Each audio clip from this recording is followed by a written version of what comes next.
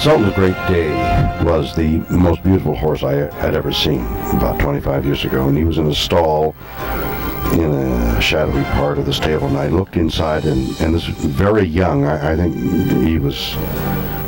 barely 2, very young horse, and he looked at me and I looked at him, and I fell in love immediately. And he was one of the first saddlebreds I ever owned, and he was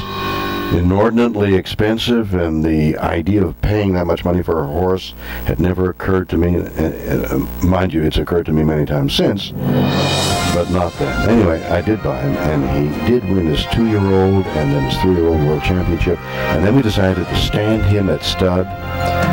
He was a very high-strung horse and couldn't be left outside for a very long time because he would pace the fences, and we had to keep him in a stall, and that set up a duality in my mind that I've had ever since, and that is the most beautiful creatures of all, horses, meant to run free in the prairie, was doing exactly the opposite.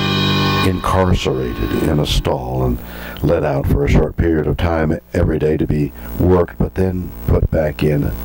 And that affected me ever since. What we do to these beautiful animals, and especially one as kingly as Great Day was. I got to ride him, to show him, to love on him, to watch him breed, and he was a member of the family for 20-odd years, and then I was there when we had to put him down, and I buried him, and it was a full and complete life that I spent with a gorgeous horse, and I've relished the idea I was able to be a part of his life.